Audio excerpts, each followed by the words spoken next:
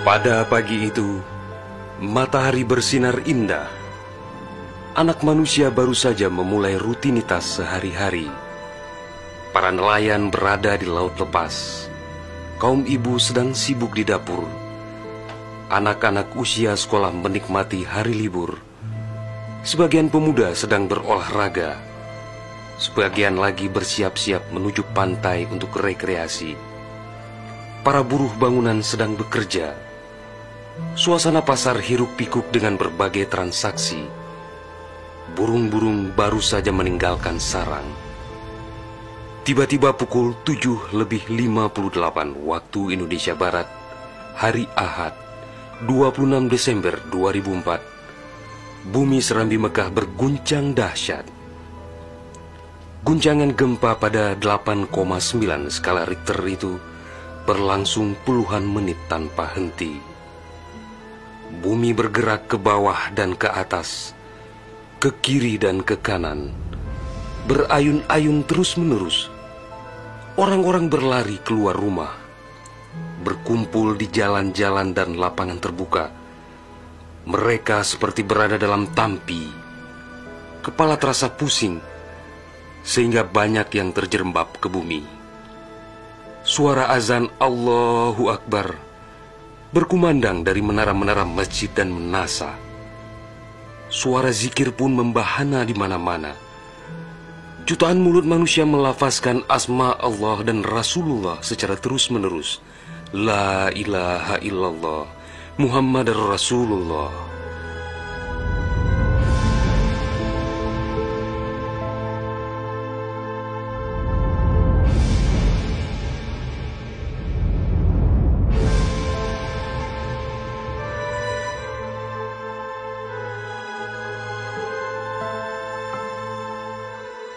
Seusai gempa dahsyat itu, sebagian orang pergi untuk melihat-lihat situasi, karena terbetik kabar bahwa di tempat tertentu ada bangunan yang rubuh, ada tanah yang terbelah, dan ada pula rumah yang ditelan bumi. Tidak terpikirkan oleh mereka apa yang akan terjadi setelah itu. Tidak ada tanda-tanda alam yang begitu kentara. Tidak ada yang mampu menafsirkan dan menduga sebentar lagi akan terjadi bencana maha dahsyat yang meluluh lantakkan permukiman penduduk sepanjang pesisir Aceh. Tidak ada pula yang mampu menerjemahkan berbagai firasat atas pusaran nasib yang bakal menimpa tanah rencong. Juga hampir tidak ada yang memahami tanda alam, manakala air laut surut beberapa ratus meter. Orang-orang di pesisir pantai tampak asyik mengumpulkan ikan yang menggelpar-gelpar. Bahkan air sungai pun mengering.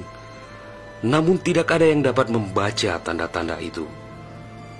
Mereka seakan melupakan gempa yang baru berlalu.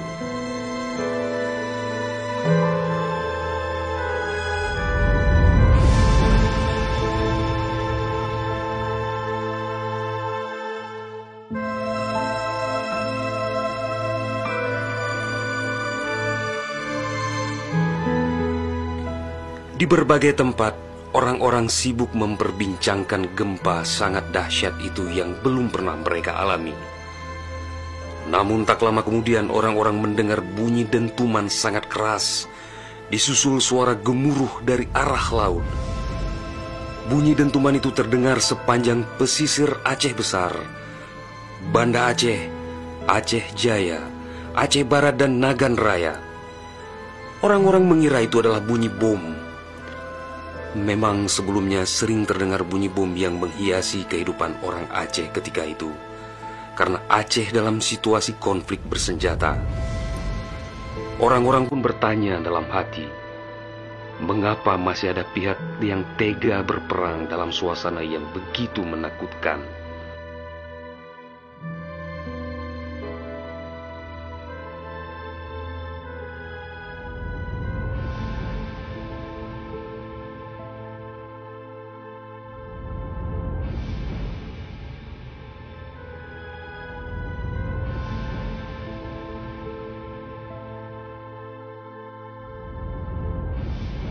Orang-orang mengira pagi itu hanya sekedar gempa.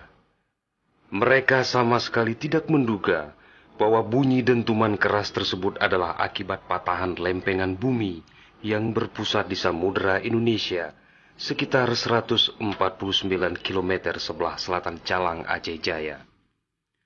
Dan itulah penyebab gempa.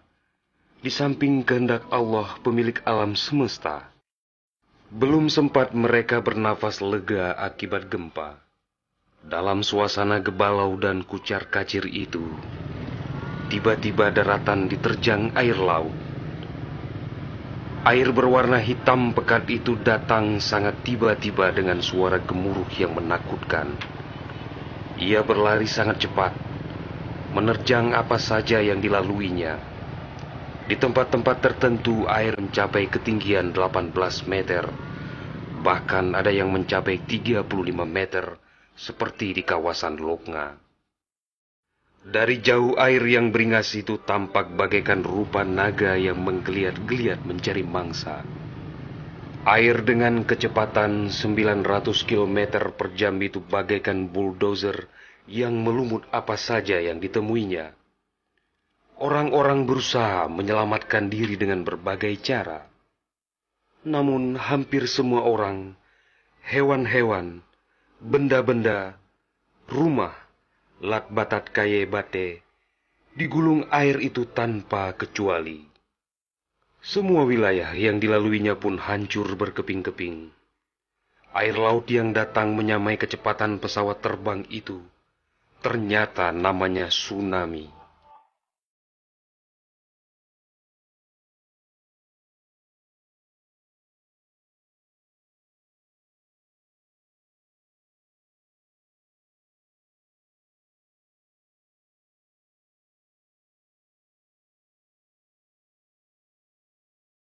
Kekuatannya memang luar biasa. Kapal apung PLN yang diparkir di perairan Ulelu, Banda Aceh, digelandang tsunami sampai 3 km ke darat. Kapal itu sekarang menjadi objek wisata tsunami. Demikian juga kapal angkut Sendalas milik PT SAI diseretnya ke atas badan jalan negara Banda Aceh melabuh di Loknga.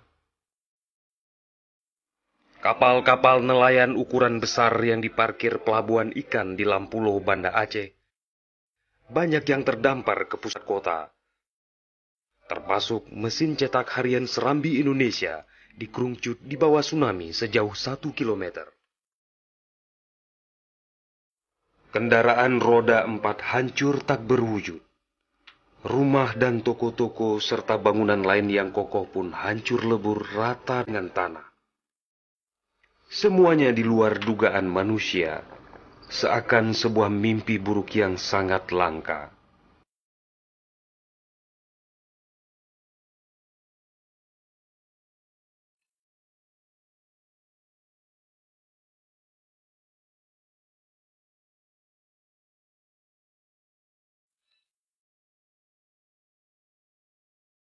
Setelah kira-kira 15 menit air laut itu beraksi, suasana pesisir Aceh pun lengang, sunyi, sepi, senyap, dan hening yang tak bisa dilukiskan dengan kata-kata.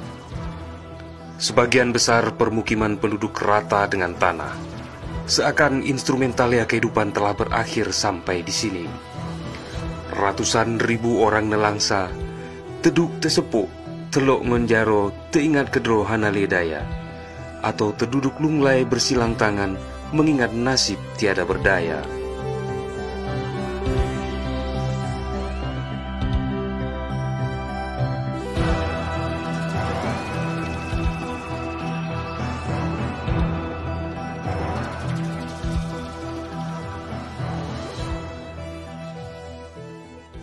Tsunami yang diakibatkan gempa tektonik itu juga melanda Malaysia, Thailand, India, Maladewa, Sri Lanka,